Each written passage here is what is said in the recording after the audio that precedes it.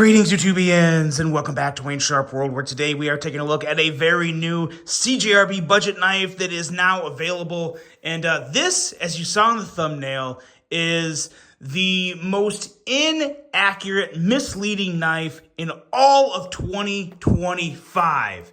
This is the CJRB Fugly. Now, I've got three knives to show you guys, all three versions of the Fugly here. And I have such a problem with this knife because it's extremely misleading to me. Because this knife is not Fugly. I think this is actually a really good looking knife.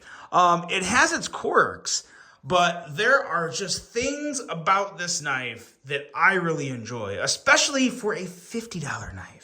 When you get into that, when you get low, when you start going really low into that, let's say $35 to $50 range. Because for me, the $35 to $50 range is that's the real low range. That's the ultra budget range for me.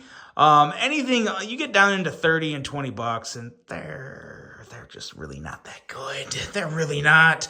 But for that $35 to $50 range, you can get a knife like this, like the Fugly, that brings a lot of really good things to the table. And we're going to go over all that. But first, I want to thank you guys for tuning in today. If you like what you see, do me a huge favor. Hit that subscribe button. Follow along. I will continue to bring you the content. Now, let's take a look at some overall specs on this not Fugly knife right here. We have an overall length of 8.27 inches, blade length of 3.54 inches, and a blade thickness at 110 thousandths. Blade material on this guy, AR RPM 9 steel with a Wharncliffe blade shape. I feel like this could maybe be a modified Wharncliffe. I don't know. It's some type of Wharncliffe. That's what they have it listed as.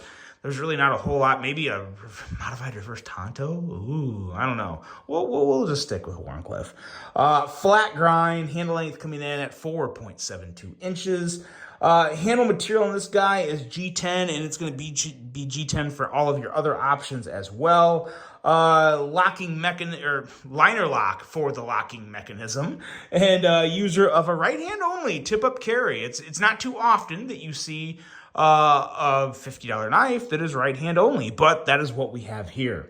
Weight coming in at 3.47 ounces. Designed by Jake Diaz of Have a Nice Day Knives. And there's no way you can miss that on here because there's his maker mark right there. It just says, have a nice day. That's cool. I like that. Again, one other thing to add to this knife that is not Fugly. It's uplifting. It's friendly.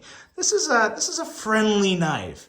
And it's not the ugly friend. This is not the ugly friend. This is like the, I don't know. I feel like it's a pretty average looking friend. It's a unique looking friend. They're special. It's very special. Price coming in at $49.99. So again, 50 bucks. Yeah. No issue. Like no issue whatsoever on this. And having three knives to look at, I can really kind of go over these and make sure that CJRB's quality is on point here. That there's no inconsistencies. Now, granted, there's only three knives, and they probably made 1,000 of these things. But still, one or three is better than one because it's more to look at. So the only thing I noticed that wasn't really super consistent, because I really do think CJRB does a great job with their quality control. When they were a younger company back in the day, I'm talking like 6-7 years ago, there was a little more quality stuff going on, but that is not the case anymore. They do a really good job with their quality. I can't remember the last time I had a serious quality issue on a CJRB knife. The one thing I did notice is on this version here, the black G10, there's a little more, the liner lock is more like right in the middle of the blade. Now, again, this is not the end of the world, but as you can see on the other ones, they're more at where I think I would prefer to see them. They're more like, the black one's hard to see just because it's black, but it's more of just like a full lockup, but not really going past the bottom of the blade. It's more just kind of right in the middle. So like we'll say 50% lockup or 50% lockup under the actual bottom of the blade here. But this one here, I would call this probably like 75%. Again, not really an issue, but some people make a big deal about that. I would carry any 3 of these knives with no concern whatsoever that all of them are going to hold up just fine. Now, which one would I carry between these 3 versions? I would probably go one of these two. I really do like the black G10 in gold, and then I also like the gold or brass, whatever you want to call that, and OD green and black. That's really cool. The gray's actually really nice as well. It's just, kind of personal preference there. But no real issue with any of these knives.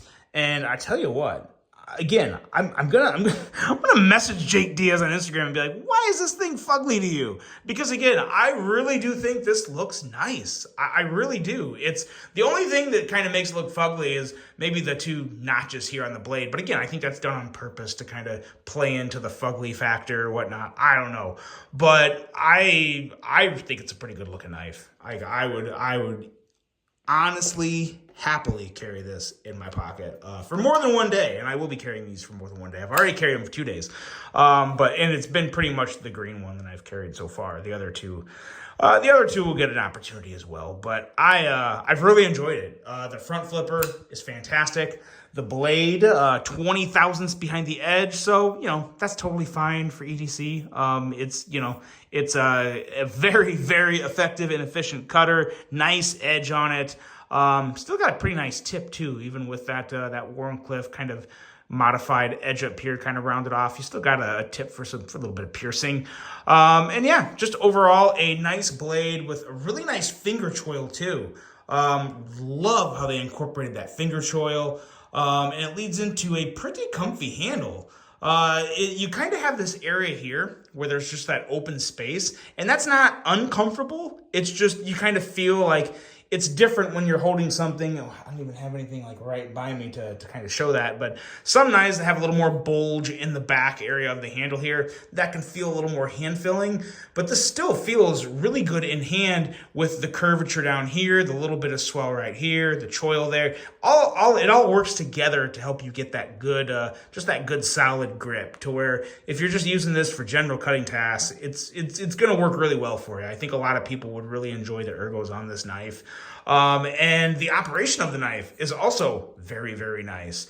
Thumb studs. I was really worried about these thumb studs. I thought they were going to suck. They look fine. I don't have any issue with the color. Sometimes it really depends on the knife and like how it all goes together, or just kind of how it vibes with my personal preferences. But again, they're very, very well in terms of just actually using the thumb studs. I thought, or I was at least a little worried they were going to be too smooth because they kind of have a unique way of jimping on them to where everything is smooth, but then there's these little like notches or pockets that form this kind of like star shape. And it's just enough grip to where I have not had a botched flip on this thing yet. It's very reliable, very easy to use. Middle finger flick, very, very nice as well. The reach around on these guys are also very nice. Really nice jimping too up here. The jimping goes all the way around, and that's something that I always kind of look for in a front flipper. You guys know I'm kind of a front flipper connoisseur. I love a good front flipper. It's still one of my favorite types of knife deployment. And this is one to where with the jimping where it is, you can go well in front of it. You can go kind of off to the side. You can go right over the top of it. And however you do it, it's going to flip open very, very nicely. I haven't even tried this yet. That works. Actually works pretty darn easily. So yeah, this can be kind of a fidget beast, if you will, in terms of the front flipper and how well or the different ways that you want to kick this blade out. So yeah, this is a really good one. I really enjoy the fidget factor of this.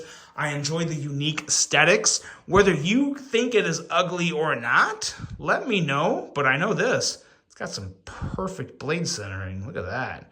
Really nice blade centering. Very solid ergos, enjoyable action. And again, a very unique design that I appreciate. I think is pretty darn well done by Mr. Jake Diaz. I hope you all have a nice day, and let me know what you think of the Fugly. Is it appropriately named, or does it need a new name? Because I would disagree with the name of this. I think it's a handsome knife.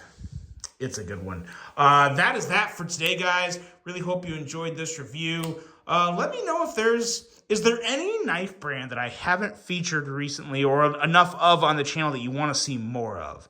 I'm not trying to get into like custom stuff because that's just too rich for my blood, but is there any budget companies that you want to see more of on this channel that you're not seeing? Because I want to bring those to you if I'm not yet. So that's that, guys. Let me know what you think of the CJRB Fugly. I really hope you enjoyed this video. Hope you have a great rest of your day. And until the next one, I'm out.